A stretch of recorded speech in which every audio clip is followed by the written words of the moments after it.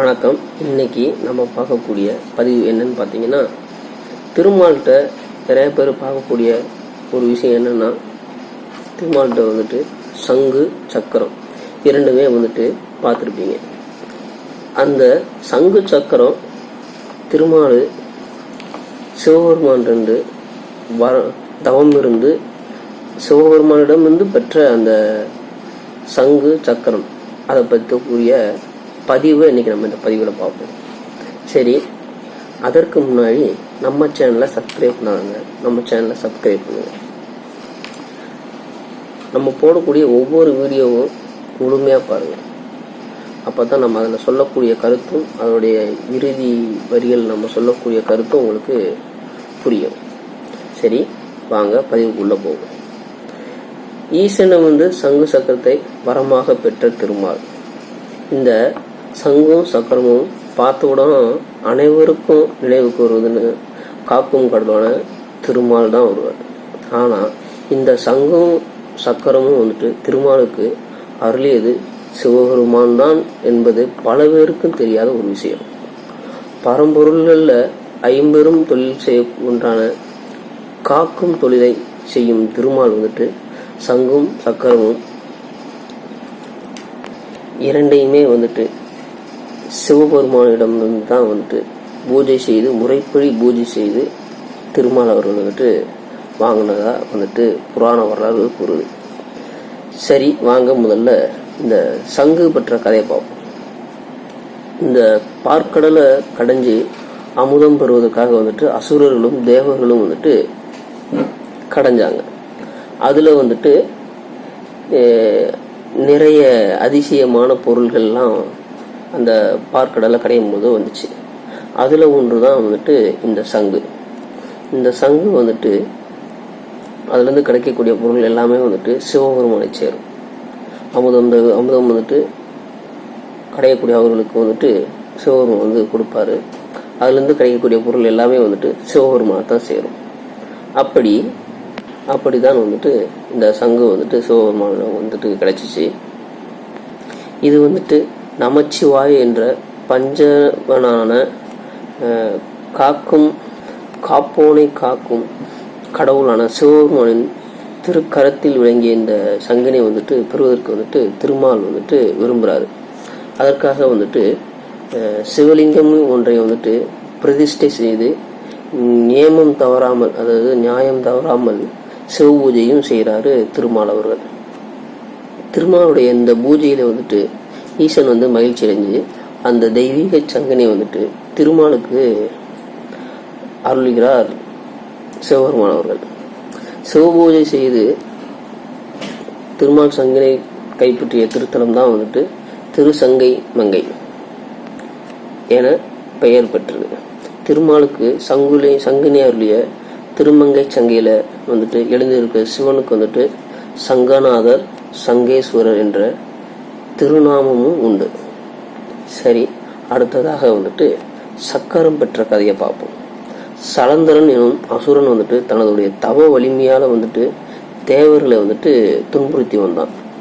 அவருடைய சலந்தனுடைய தாய் தந்தையார் யாரும் பார்த்தீங்கன்னா, தந்தை சமுத்திரநாதன், தாய் கங்காதேவி. இதனால அவனது ஆணவத்துக்கே எல்லை இல்லாமல் இருந்துச்சு. இந்திரனை ஓட ஓட விரட்டி அவரை வீதியில நிர்ணயிக்கும், அதாவது விதியையே நிர்ணயிக்கக்கூடிய நான்முகனுடைய விதியையே கூட சிறிது நேரம் மாற்றியமைத்தான் சலந்தரன். பிரம்மதேவனை ஒரு முறை சிறைபிடித்து அவன் கழுத்தை நெரிக்க ஆரம்பித்து விட்டான். நான்முகன் அவனிடம் தப்பிக்கிறதுக்குள்ளே போதும் ஆகிவிட்டுச்சு. அதற்கப்புறம் சலந்தரன் திருமாலை குறிவைத்தான். திருமாலை அவனால் வெல்ல முடியவில்லை. அதே நேரம் சலந்தரனை திருமாலால கொல்லவும் முடியவில்லை. அந்த அளவுக்கு அவனுடைய தவபலம் இருந்துச்சு.